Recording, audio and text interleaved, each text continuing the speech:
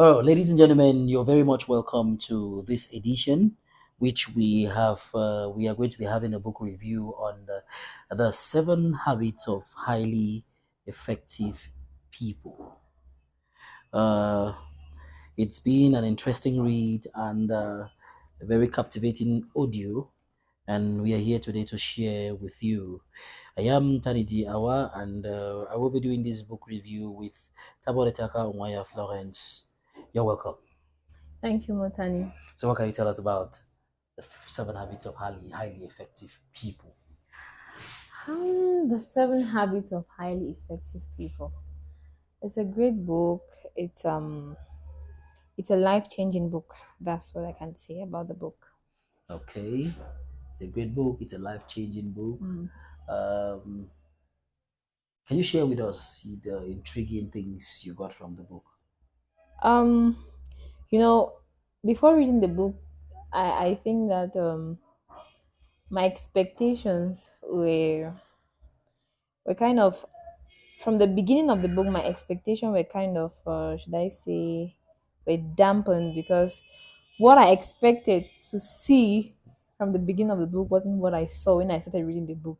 So it was just out of curiosity that kept me So you wanted to just open the book and and just see start that seeing seven like habits yes and like habit one. straight to the This is point. what you should be doing. This is what you should be doing. Yeah, that was what I was expecting. So Okay, when I started reading the book and I started hearing about paradigm change, this I was like, so now you didn't know to do that on the where's the ground. paradigm change good for doing that? But in the long run, everything made a lot of sense. Hmm.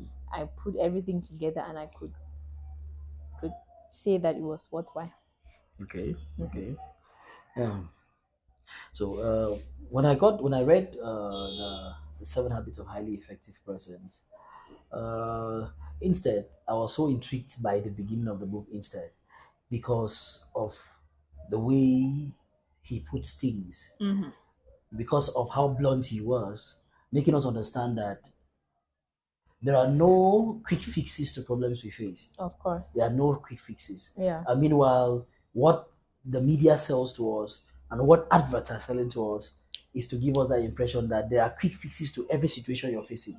There are quick fixes to learn any skill. There are quick fixes to solve any problem you have. Mhm. But if you look at it critically, you see that most of those things are not quick fixes. Because once you get involved with them, and they give you the first thing to do. And when you do them and it doesn't work, they will tell you because you didn't do it effectively. They will start telling you that okay, you have to do this other thing. So in the long run, you see that they start giving you a series of processes. But what they were selling to you was something that made you think that immediately I take this, I should be fine. Mhm. So I'm happy he said there are no quick fixes to this thing. Those are the things that changed my mind. There are no quick fixes to any problem. It has to take it's a process. It's a process. You the way you live your life, sometimes if you look at you, if you are obese, it took you a couple of years to become obese. So for you to solve that situation, it has to take you a couple Couple of of years too. years. There are no quick fixes Mhm. unless you want to get effects in the end that will not be healthy for you. So that is one of the most beautiful things I got there. Then another thing I got from the 7 habits of highly effective persons is the paradigm change. The paradigm change, the way we see the world. What intrigued me in there is because when I was in JC, I will always say, as a leader, all of everybody might be looking at something, but you are seeing something different. Yeah. You're looking at the same thing they are looking, but you are seeing something different because of your mind, because of your perspective. So he reiterated more about that paradigm change. Then he reiterated more about he talked about the PPC balance, which is to make us understand that um, we have as a person, we have to take care of ourselves to be able to produce or to be able to give results to the things we do. That's one thing that most of us feel. And I remember this guy, Zig Ziglar always says that there is no price for success. You enjoy the price for success. That means if you endeavor to take care of your body, your mind, your spirit, and everything, when you become successful, you end up enjoying the success. But when you fail to do that, when you become successful, whatever money you make from that success, because success is not just about money, but whatever Yeah. money you make there, you start putting it on your health because you neglected your health to get to To that get to success. that stage. So he started by letting us understand that you have to take care of yourself. If you feel like you're so much, if you have a car and you feel like you're so much in a haste to pass by the petrol station and get petrol, then what happens is along the way that the petrol will get exhausted in your car and you will have to suffer more because you will definitely not get to where you were going. You have to come back Uh, to that petrol station and get the guess petrol well. that you need.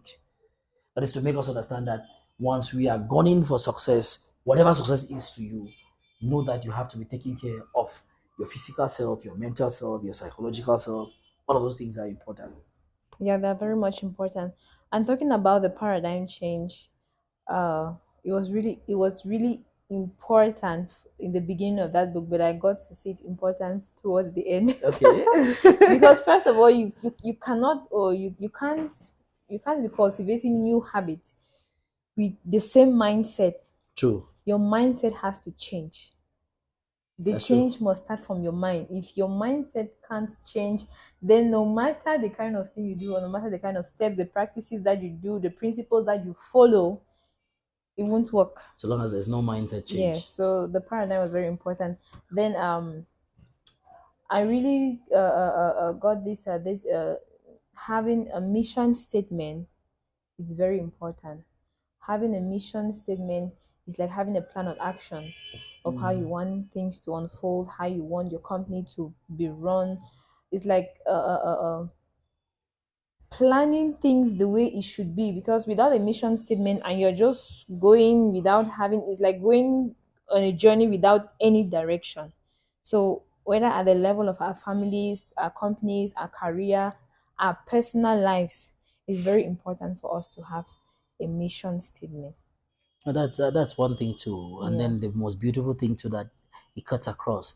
The habit cuts across. It's not just for business. It's not just for personal. Yeah. It's about the entire you, Mm-hmm. family wise, business wise, community wise, Mm-hmm. social wise. All of those habits, if you can practice them, you will see that you will have a very very beautiful community. Mm-hmm. You will have a very very coherent and engaging community Yeah. because that is what we need. But once the community is united, there is no problem that they can't solve. Once the community is united, there is no problem that they can't solve, and that's why when all of you as a person, when you're all focused, there is nothing that you can't overcome. And in a family, if the whole family is united, no matter the problem they face, there is no way they would not overcome it. Yeah. Same for a nation. And what will bring that unity is if each person buys the vision, because a mission statement that has been imposed on a people will not be successful. Yeah. So for a mission statement to be successful, it has to be accepted by everybody. If you're bringing a mission statement to your company, uh, everybody has to contribute to be able to see that vision with you and to Mhm. be able to run with that vision, because Okay. you might have a vision, but then you need people that will assist you to run with that vision. You can't do it alone. And if you have people who don't buy your vision, it makes the journey more difficult. It makes it almost impossible for you to do that. So it is very important that even if you are making a mission statement for our families, for our companies, we should ensure that everybody's involved, everybody's okay with what we are doing. It shouldn't be imposed on the people, because when it's being imposed, then it's almost unsuccessful. The challenge now with what you're saying now is what if the people to which you want to lead or you want to coordinate are not intellectually savvy or they can't see where you're going Mm-hmm. or where you want to take them? Mm-hmm. It becomes really, really challenging there to get them involved in doing that mission statement. It becomes really, really challenging. That's a question we always ask ourselves, and I got to realize that sometimes one if a degree is more dictator. It becomes challenging, but then you should at least have some people that can buy Yeah. your idea, Okay. Okay. Very because important. I think that not everybody can actually buy your idea. Okay. Yes. Yes, girl. Really, not everybody can actually buy your idea, but if some people can buy your idea, it's good. Probably the others will join. along the way. along the way. Mm-hmm. Very, very important. Yeah. And the other beautiful thing now is, I think I had done a radio program about this book. I think when I was doing a radio program at Foundation Radio, Mm-hmm. and realizing that the first three habits, I don't, is it three habits? Yes, I think the first three habits is habits that will help you to be dependent on you. Habits that will help you be dependent on you as a person and not blaming others for any situation you find yourself in. Then the next three, it's about helping you be uh how the is it uh codependent or be dependent on other people. Okay, the first three habits is to make you help you be independent. Mm-hmm. Yes, because you cannot work well with others if you have cannot work well with With yourself. yourself. That's the first thing. Good night, Graham. You cannot work well with others if you cannot work with yourself. Mm-hmm. So the first three habits is to help you be independent, because there is first of all our lives work in this trend. There is dependence when you're young on parents and all that. Yeah. Then you have to get to that point where you become independent of your parents. You become independent of your parents and dependent on On yourself yourself. to take yourself or to do whatever you have to do to stay healthy, to be positive, to contribute to the growth of the community and even the family. Then there is that point where now being independent is not enough. In order to achieve certain heights, you must learn now to be codependent on others, but not letting your codependence on them we cause a negative effect on On you. you. Yes, it's very, very important to say that you have dependence, independence, and codependence, and there is no way you have a healthy codependent relationship if you have not developed an independent relationship. And that's why he talked about proactiveness. That's habit number one. That takes us to habit number one. Proactiveness. Be proactive. You should be able to act and not always being acted upon. You see, talking about proactiveness, it's I think that it really made me to have a rethink about my own job, because most often we just want to be giving orders like, do this is what I want you to do. Why don't you sit and think that, okay, what can I do today to improve my job, to improve my working condition? What can I do today to add value to my company, to add value to where I am working, or to even add value to your own life? Because there is so much that we can give out, but most often we want to be acted upon. We don't want to act. So it's very important for us to be proactive. Okay, that's true. Proactivity. What intrigued me about proactivity, the first habit, which is being proactive, is first of all knowing that wherever you find yourself today, you got yourself there. Accepting, knowing and accepting, because knowing is different from accepting. Knowing that wherever you find yourself today, you got yourself there. It is neither papa, no mommy, no auntie, no village people who you today. Because that's the only way you get yourself out of it, by accepting first and foremost that you got yourself to where you are. That is one of the things that intrigued me about that. That's the first thing. Then getting to the point where he was explaining that yes, as you say, it's about acting, because for you to guarantee that the thing that happens should be something you love, it means you have to make sure you take action.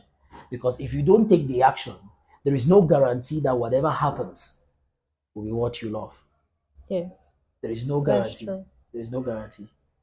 Whatever you want to happen, take action. Take action. And they say if you take action and it does not give you the result that you want, take another action different from what you took.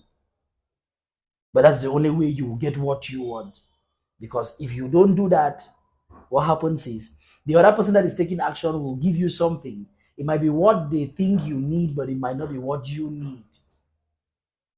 So whatever you need is about taking action. Then the beautiful part about it is he talked about circle of concern and circle of influence. That is what Now the highest place I became my peace after I read that That book. circle of influence, right? Yes. That's why I had my peace after I read that book. I have my peace about so many things. So many people are suffering. In short, I've suffered from that, and I was delivered. I'm telling you You because said deliver, don't be about only pastor lay your hand on you. yes, yes, Find more information. yes. Get yourself I delivered. was delivered because most often we live our lives for others, and we don't really live a fulfilling life because somebody might die and they're saying that this person lived a fulfilled life, but if that person has to get up from the grave and they really asked him, did you live a fulfilling life, they'll tell you that it's not live a fulfilling life. Because when you talked about um doing things to get approval from others, from your family, your church, your friends, putting on clothes to have approval, or making some certain amount of money to have approval, and you feel that no, you've really lived a fulfilled life, that is not fulfillment. And I totally agree with him. That is not fulfillment. I totally agree with him because when all those things are not around and you feel this emptiness within you, then you are not living a fulfilled life. And most often we are living a lie, thinking that we are living our Living a lives. fulfilled life. Yeah. No, it's true. It's Eventually quite you're not true. living a fulfilling life. Looking at the circle of influence and circle of concern, I got my peace when I read that book, when I read that part. Mm-hmm. Because we are all concerned about so many things. We are concerned about the crisis. We are concerned about Yeah. the virus. We are concerned about the skyrocketing prices of items. We are concerned about the amount of litter and dirt that we have in town. Mm-hmm. We are concerned about the economy of the country. We are concerned about the amount of dirt that we are recording here in Bamenda. But the truth is it is okay to be concerned with all of those things. Now, in order not to allow it to that concern to move to worry and end up playing with your health and psychological welfare, it's about, among all of these things, what can you do? And when you find out what you can do, make peace with what you can do and move ahead. You might, some people, some you are in a family, you might even be concerned about your brother, your sister. You might be concerned about the attitude of your father, the attitude of your mother, or your brother and sister. The question still remains, what can Can you you do do? as a person, not on that person? Yeah. Because that takes you now, that narrows it down to your circle of influence. What Mm-hmm. can you actually do for yourself? Because sometimes we look at things and we get angry. Meanwhile, those who are exhibiting those things have no problem with it. That's true. Yes. You look someone, so you look at it, do something, it vex you so, but according to you know, You it know, is like no more, bad thing. never first start. So when I read that part of that book, I was at peace. I was at peace, and I've always been at peace, knowing that okay, it is not father, it's not mother, it's not brother, it's not sister, it's not the community, it's not the system, it's not the nation that got me to where I am. I got myself to it, because if others are making it in the same conditions that you're in, then there is something wrong with you. Of course. Yes. Yes, you are concerned about the economy, you're concerned about the political situation of the country, yes. But others are still thriving in that same thing and not necessarily getting their hands dirty. So it means there's something wrong with you. There's something you are not learning. There's something you have to learn how to get yourself where you are. Being proactive. Act Being proactive. or be acted upon, and you'll not be happy when you're acted When you're upon. acted upon, Yes. of course. I know topography saying, And say, instead of complaining all the time, be proactive. yes, yes. It's only action that will change the situation. It is. Yes, it's only action. And it's only action that will change the way you feel. You understand? I think, is it Zig Ziglar who said, logic will not change the situation, but action will. Yes, act. Act. When you act, you don't get the result you want them. Try some other different thing. That's why in graphics will say there are three kinds of people: those who make things happen, those who watch things happen, those who And wonder those what who, happened. who want Those who make things happen are those proactive people. And in most cases, the things happen the those, way they want them. and those who watch things happen are who are being acted upon. Yes. Even those who watch are being acted upon. Yeah. So we have to decide. But to be at peace, oh man, I not lie, to be at peace now. Be proactive. Be proactive. Then they go to habit number 2. What time the can pass? Sorry. Wait, we don't what for 30 minutes. Habit number 2 is the most beautiful part. Begin with the end in mind. I think my And can you acronym. imagine they were saying that you should just imagine yourself, somebody's giving a speech at your funeral. And I was like, God forbid. Okay, it's gonna be that Later, even I will that. die. But why do we always look at death as a bad thing? We always look at death as defeat. Because there are sometimes I look at myself and I always ask myself, okay, especially Christians, why do they always see like death is a defeat? But if we look at the criteria, sometimes death is a victory over the person who dies is victorious over the situation they were facing. Wow. Okay, go ahead, go ahead. Let's go ahead. So now, wow, why do I hear that? I'm gonna leave it. All right. Let's go ahead. Beginning with the end in mind is starting everything with, and then that is having a vision. Mm-hmm. Having a vision, Very knowing where you're important. going to. Eddie Hope, one of the elderly people we grew up with at JC, I always said, "You give a no sign where you go, so you know which kind of clothes they will carry. You give if you want travel, you give a no place where you go, so you know the kind of clothes." And if you don't know where to go, all road go be a road for you. Yes, if you don't know which side you go, any road, and then any destination will be that the place where you go. Yes. So your family knows where to go. Yes. So when you begin with the end in mind, it gives you focus. It gives you it helps you not to give up even when you're being faced with challenges or even when nobody believes in what you want to do. Because I think that when I wanted to study journalism in school, I had a lot of people discouraging me. Even my mother didn't want me to study journalism. It was just my father who was really he encouraged me, and he said if that is what I want to do, that's what I'm passionate about, I should do. I even had friends who were like, so you want to go do that journalism? You can't remember quarter. You go just there useless. You will go for the hot work, go to suffer. You will do the nakshi. And now I call that friends that I will be like, you will be go study geography and planning, so at least I have a job. Do you have a job? Yes, because I knew where I knew what I wanted. Okay. And I knew where I was heading to or where I was headed. Because when you don't start, I already visualize like after studying, this is what I want to do, this is how I want to take it, this is where I would want to be. Mhm. Because even after studying and having a degree, I think that along the way I would have given up or I would have looked for something else to do or something that does not align with my career, because it's always a tough journey. Most often when you graduate, you think that you just pick up a job after your graduation and all, but reality will shock you. So because I had the end in mind and I know where I'm heading to or where I want to be, so I had to continue despite the challenges. Good. And I might not have gotten the dream job that I want, but at least I have something that can help me or that can assist me for the moment while still continue on this journey. And It's still in line with something that I would love to do. being the journalist, first of all, has made you outspoken. Yeah. Has made you to be able to conceive and communicate ideas. Of course. That will give you that opportunity. That will open other doors for you.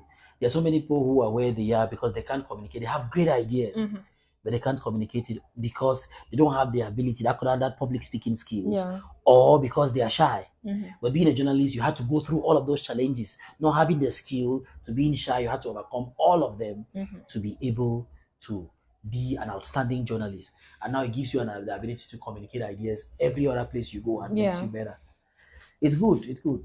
So this habit on beginning with the end in mind talked about, okay, at the funeral, your husband has to talk, or your wife has to talk, your children have to talk, your parents have to speak, your neighbors have to speak, your colleagues at work, they have to also talk. Then one person in a philanthropy organization too has to also talk. What would you want all of those people to say about you while you're lying in that coffin? I don't even like that part.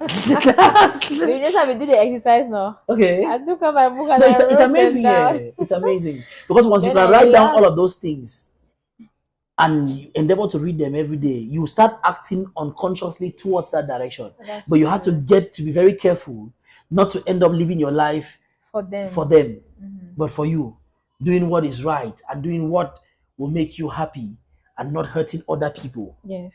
So it's very, very important for that. Okay, habit number three, putting first things first. Am I right? You're Number right. three, that. You're right. I don't Putting, remember that thing. I putting, put a BBPTSSSS. putting first things first. And I just realized I've been putting first things last.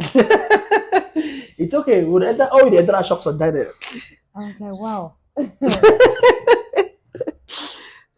I realize that most often I don't prioritize the most important things that I'm supposed to prioritize. Rather, I do things probably because I'm running out of time, or I do things because I'm pressed to do them, not because they were actually important at that moment. Okay. Mm-hmm.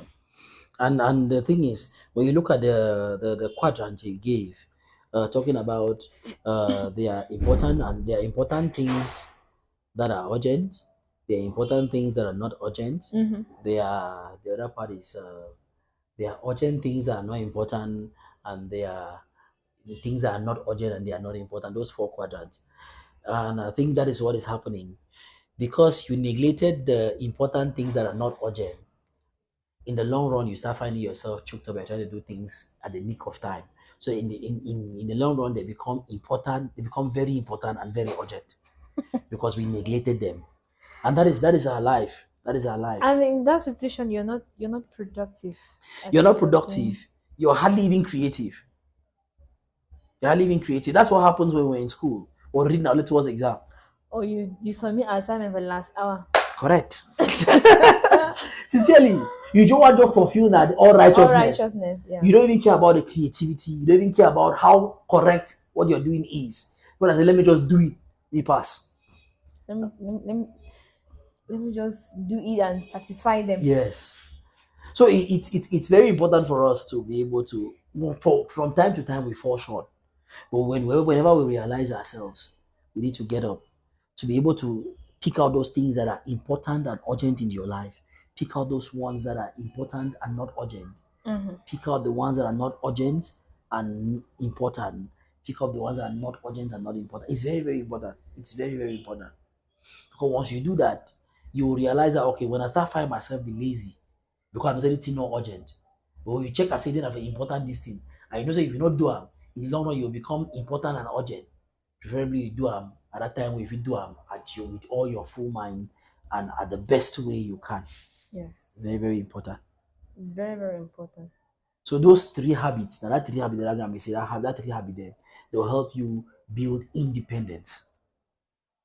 When you learn to be proactive, when you learn to be proactive, when you learn to begin with the end in mind, and when you learn to put first things first, then move on to uh, um, think win-win. Correct. These are the best part that for that thing now. It's challenging, but at the best part that for that thing, and that is the highest way you can use to get contracts or get partners and all that. Because all partners every time when you go to the person and say, "What do I get?" And what in the what if in a situation that the other person has to win and you lose? That's why he said, preferably no deal. It has, you know what I mean? When I read that book now and I started practicing, it has worked for me so many times. Okay. Preferably no deal. Mm-hmm. I've had clients, especially for graphic fine art, who wants to buy these things, Mm-hmm. and that is the day I need the dough. But I will not sell it below the cost I buy, and in most cases, I will not even sell it exactly what I buy because I Yeah. have rent to pay. Mm-hmm. If you sell it at the cost you bought, you're already selling it at a loss. And sometimes they will even come and they are buying so much. But I don't struggle with my life or try to resist that decision. Then at the fall, but most times I always tell them, I would really love to sell these things because they are here for business. But I can't because in the long run, I'm losing if I'm selling these things to you. Yeah. It's challenging, especially when they come to you when you are in dire need of dough. Yes. Especially when they come to you, you open a business or a service, especially when they come to you in a dire need of dough. And they know say you need dough. I remember some other colleague, some other friend, talk to her, they say they need money, they do a giveaway. I just Joe takes time now, so give me some small, do me some clothes. You see now. You see? So it's very important to be careful, thinking win-win before you do anything, before you approach any person. First of all, think of what they get from you, And and what you that's how get it from them. works. Even with it works in your daily life, in business and everything. Mm-hmm. What do they get from you? I was talking with this girl, Mata Noel, and she was talking about the challenges that young girls face as concerns mentorship. So in the long run, we got to realize that the question is, before you approach your mentor, someone you want to mentor you, the question is, what do you have to offer? And whatever you have to offer, does it push? Does it contradict where you want to go to? Because you cannot be approaching a mentor that you want to offer sex. It doesn't work that way. Sex does not push you towards that dream. Mm-hmm. So what do you have to offer? Because each and every one of us has something Things to offer. they can offer someone. That's true. Has something they can offer someone. Must not necessarily be money. It must not necessarily be money. It mustn't. In most cases, you don't even have. Why not just being that person that your mentor wishes to see you, or getting to that peak of your career? It might be something that you're giving to your mentor. It's something. It's something.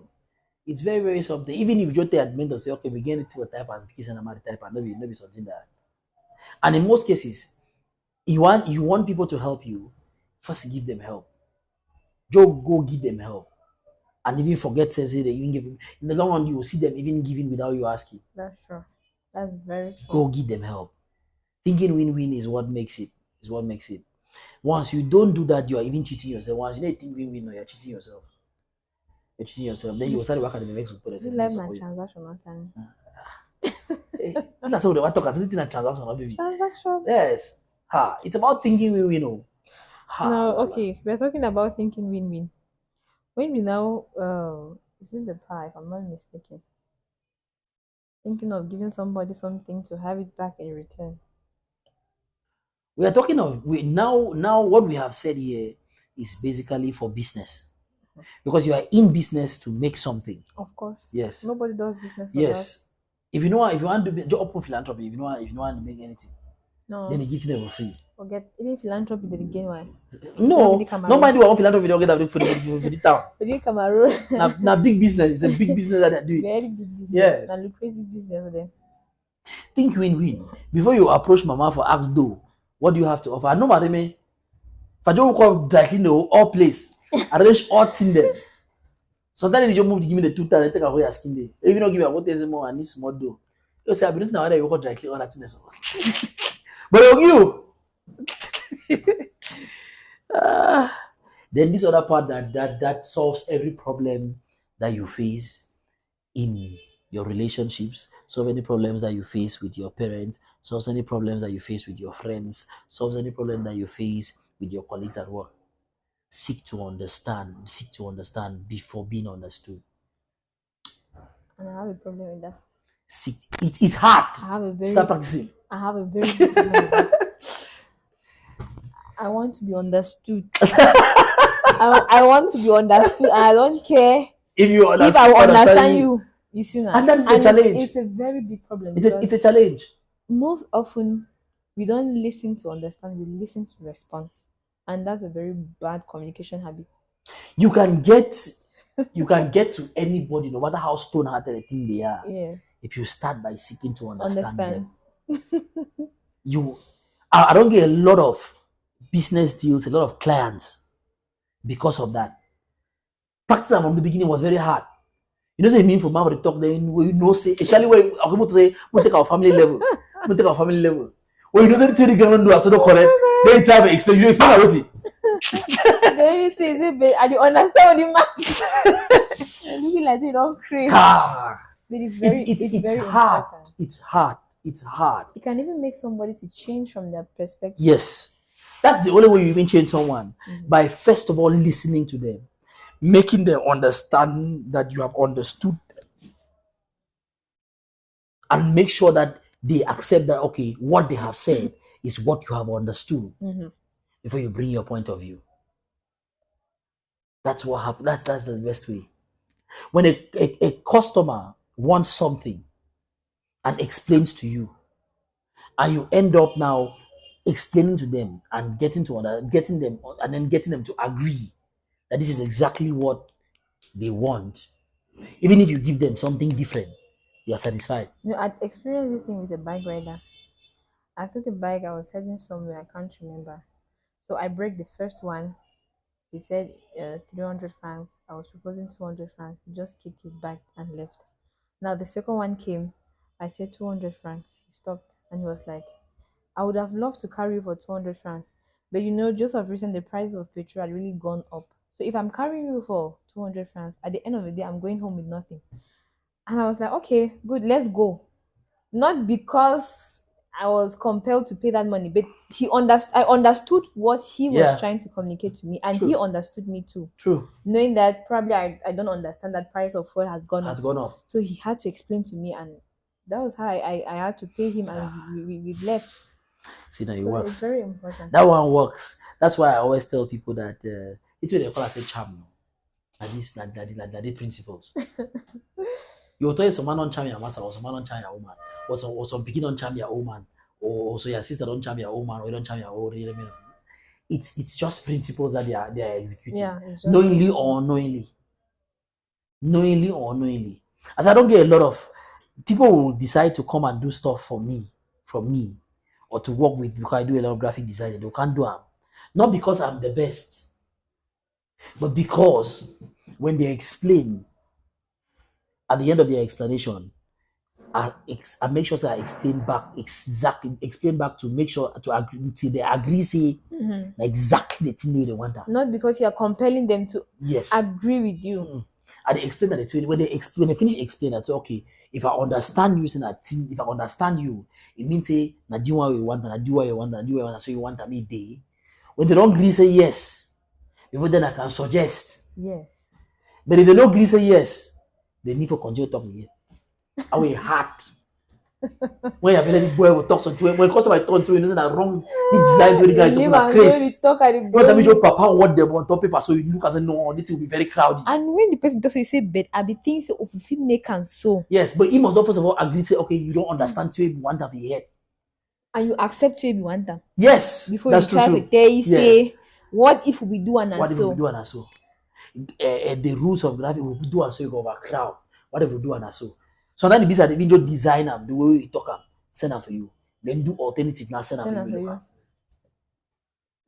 It takes a lot of time. But the truth about it is that once you do and so the first time, the second time, no, the person doesn't know. I trust you to do it. Yes. Just do something. You know, even suggest something, you don't do something, then you have less work to do at that time. Very true, but it's difficult. It's difficult. You know the highest way to listen, to respond, and not react. Deep breaths when the person is talking. that is the highest. I need to practice it because yes. When somebody is talking now, you're looking at them in the eye, but not an elderly person. Because you look at that person, but I'm going to crack my head. They say, how disrespectful. You know who is the eye there? When you're talking to somebody, unless the person is not comfortable, you be looking in the eyes. But some people are not comfortable at all. That deep breath and looking at them, trying to read both the verbal and the non-verbal clues. Deep breath is one of the highest things that will help you as a person not to be thinking while the person is talking. Deep breath will help you a lot. For that, I can assure you. I don't try and I keep trying and it works. But then sometimes the beauty deny my breathe. Because the thing already can't handle you. You want to move. I don't go rest. I must move.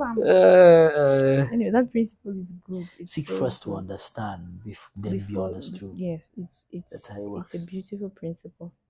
A lot of people, I don't get to a lot of people just because of that. You will totally get wait to talk about for 1 hour. You don't want to go 1 hour now. You don't get into talk about 30 minutes. The next habit was which one? I can't remember. You don't remember her? Now you come over read the book. You know when I read the book? I don't finish the book since Alipop. Now you be there. When are you? You did not revise it. No, I not revise me. I think we are going towards the last habit now. No, it's the fifth. The fifth. And B, B, P, T, S, S, S is Seek first to understand, then you understood. Then next one, let's see.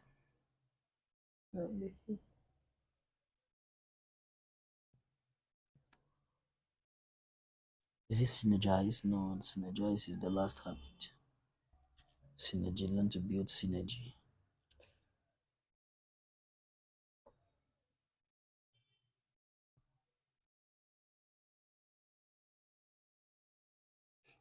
We didn't have the last habit though. I We thought already as talk up to much. 5. I thought as much that we. Okay, we began with being proactive, begin with the end in mind, Mm-hmm. put first things first, think win-win, seek first to understand, then we understand. Okay, now it's Understood. synergize. No, synergize, okay, synergize is the seed. Synergize is the seed. Okay, then sharpen the saw is the seventh. Yeah. Oh God. Synergize is as I say as he said, it's about these last 3 habits about helping you be able to work well with others, Mm-hmm. because you can only get as far as you can by yourself, but to get to a particular level you need to work You with need to work others. with others. So synergy is about looking at the strengths of others and not being jealous, but instead applauding their strength and seeing how you can work with them and contribute your own strength so that it can take you, all of you, to where all of you want to go.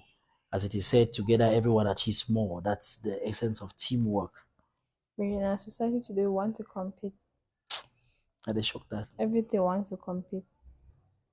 Yeah, I think that working together is very important because I can't have it all and you can't have it all. that's the thing about it too. So complementing each other is very, very important. And that takes you to that makes us to understand that we need to learn to endure. Uh-huh. Endure. I remember a quote I read on social media that when you bring 50 experts or 50 very skilled people into a room, you've also brought 50 weaknesses, because each of those skilled people, they have weaknesses. Mm-hmm. So they need to learn how to tolerate each Each other other. and complement those weaknesses, because where you're weak I can be strong, where you're strong I can be weak. Yeah. But it does not mean I should lord it over you because I know you're weak there. I should just complement and just cover up, because I know that there's somewhere I'm weak and you will be there for me. It's about that synergy. But I think sharpening the saw is talking about building yourself every day. Sharpening the saw is about building yourself every day, both mentally, physically, psychologically, and Emotionally. otherwise, emotionally and otherwise. Because if you don't do that, you end up depending on people who are themselves dependent on others. And in the long run, you become hurt because what you expected them to do, They didn't do they it. didn't do it, or they did it to the best of their ability, and it's not okay for you. Life, I really don't make the life me no balance. No, the life Life is is so very balanced. Now we balanced. know unbalanced. The Life life is so over balanced. Now we balance. know unbalanced. Now we don't make a me no balance. Yes. When you realize all of these things, you see, I said life is so balanced. Just that we decide to be lazy and depend on others. And those people we are dependent on are also lazy. And there's something that Or they don't have what we think they have. there's this habit that I've learned to cultivate, and I think that it's really helped me not to have feelings to people. I've decided to expect very little from people. Yes. Sometimes nothing at all. Yeah. And so when you do something to me, I'm just like, I don't really take it as anything because I've learned not to expect a lot from people. Well, welcome to my world. No man, now I've been also the expect plans that I'll be vexed that program we give me that this no come. But are you man? Now, one time you expect You don't have to give me a fake program there. me? Yes. When was the last time I give you fake program? Anyway, ladies and gentlemen, thank you so much for being with us today on this book review. We'll see you next time for the next book review that we will have. If you want to agree with it.